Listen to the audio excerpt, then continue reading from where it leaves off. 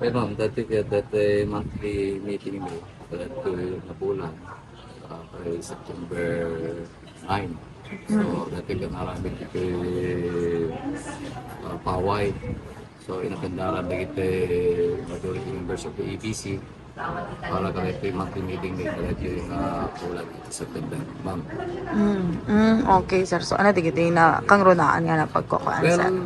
as usual, so siguro number one that panaka-elekta that kabarbaro pinang-welcome ni that kabarbaro ng ABC President at sa bali ni Apo JM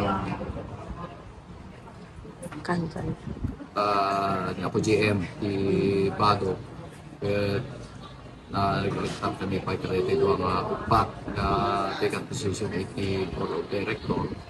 So, dua iti first district, so dua mo iti second district.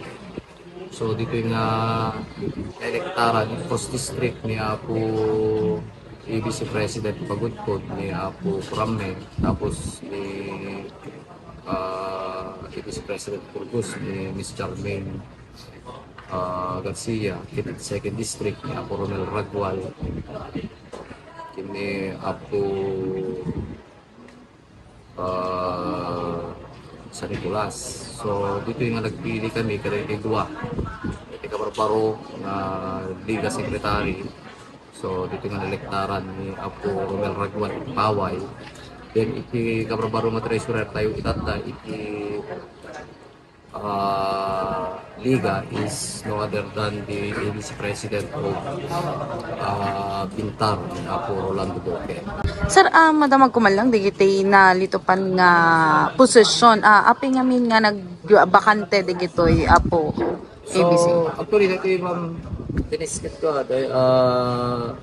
nabayagin natin secretary tayo. So, tilang secretary ito sige acting liga secretary tayo ako ni ako Dolphin Talamayan sa Sarat.